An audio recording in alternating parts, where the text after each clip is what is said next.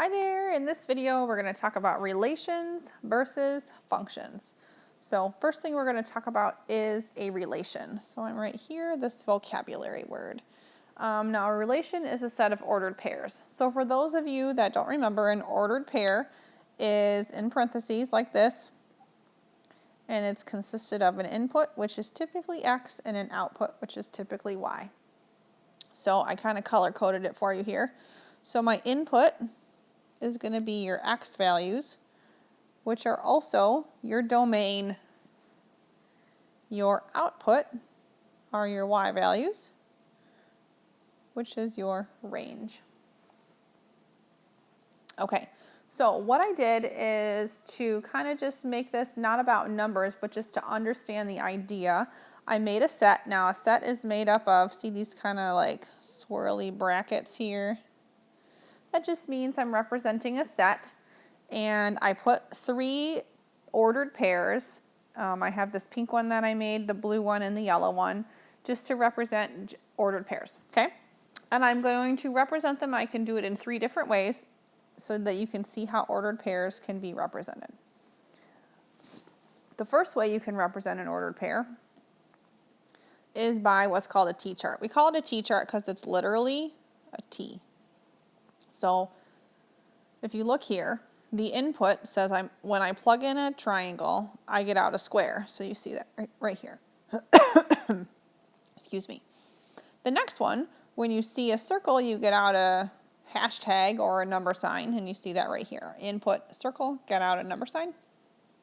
And the last one, when you put in an X, you get out a square, and you can see that right here. So that's the first way that we can show a relation. The next way we can do it is by looking at a table, which is this method right here. So it gives you your input and your output in a different way. So same values. So when I input a triangle, this pink one right here, I'm getting out a square. When I input a circle, I'm getting out a number sign. And last, when I input an X, I'm getting out a square. The last one is mapping. So mapping is where they're going to put all of your domain or all of your inputs in a kind of a box, and they're going to put all of your range or all of your outputs in another box, and they're going to draw arrows to show when you plug in something, what do you get out. So when I plug in, if we look back at, we'll just look at my table. When I plug in a square, when I plug in a triangle, I get a square. So I can draw an arrow all the way over here. When I plug in a circle, I get a number sign, and when I plug in an X, I also get a square. So you can see how the arrows are pointing. Okay, so that's what it means to be a relation. I'm just taking ordered pairs, putting them together, and I can represent them in either one of these 3 ways. Next, and the thing that we're going to talk about more are functions. So you're going to ask yourself, well, what is a function? A function is a relation such that each input has exactly one output. Now that sounds really mathy, okay? So in order to break it down, what it says is every time I plug in a number or a triangle or whatever your ordered pair has to be, whatever that is, if it's numbers, if it's shapes, if it's words, okay? Every time I plug in something, I am for sure going to get one answer and one answer only. So I'm going to explain it to you kind of in a way I like to think about it as a machine. You can think about it as a function machine. So let's just say I have this machine. We'll just draw it right here, okay? Here's where I put stuff in, and then here's where stuff spits out. So in this function machine, if I plugged in a 0, I'm looking right here at this ordered pair. If I were to plug in a 0, I'm going to get out a -3. And if I have a function, every time in this machine that I plug in a 0, I'm going to get out a -3. No questions asked. I plug in a 0, I get out a -3. I put in a 0, I get out a -3. It spits it out every single time. Sure thing. Every time I plug in a 2, I get out a -2. Every time I plug in a 4, I get out a -1. Every time I plug in a 6, I get out a 0. Every time I plug in an 8, I get out a 1.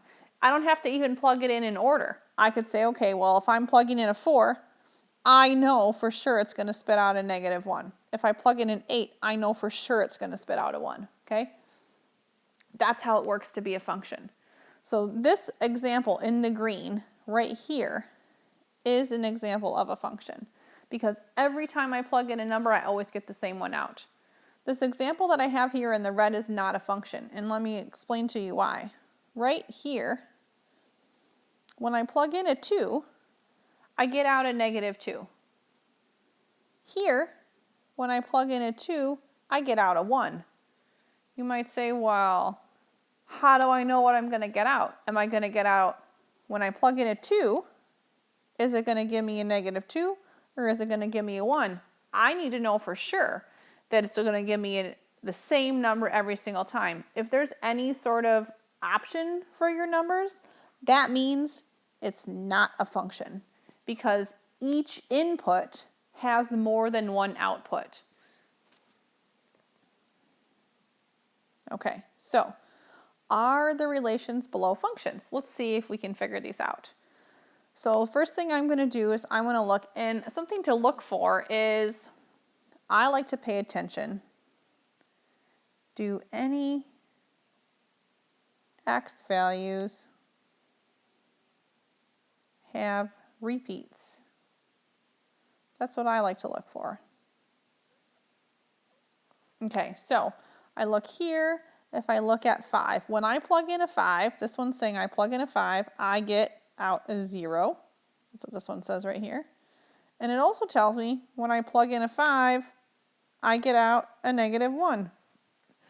So am I always going to get out the same number when I plug in a 5? No, it's random. Sometimes my machine could pop out a 0.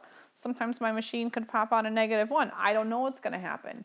And remember, for it to be a function, it has to be a sure thing. So because I have options for when I plug in a 5, this is no, not a function. And you can write the reason, because 5 has 2 outputs. Oops, outputs. Okay, let's try this next one. Okay, so do I have any repeats? So I just want to make sure. Okay, when I plug in a 0, I get out a 9. When I plug in a 1, I get out an 11. When I plug in a 2, I get out a 13.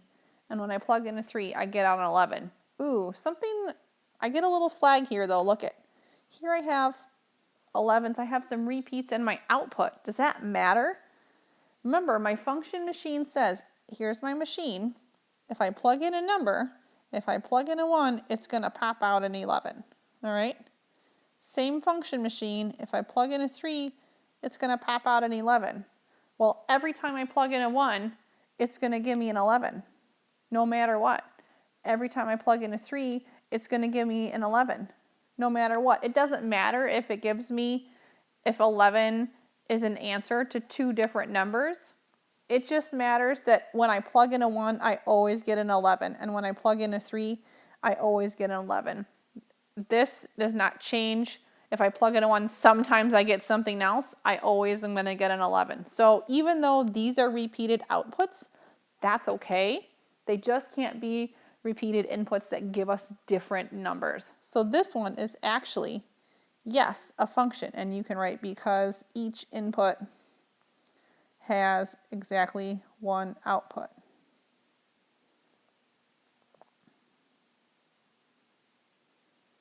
Okay, last down here.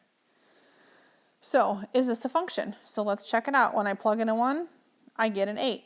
When I plug in a 2, I get a 16. When I plug in a 3, I get a 24. And when I plug in a 4, I get a 32. I see no repeats here in my input. So to me, we look like we're good.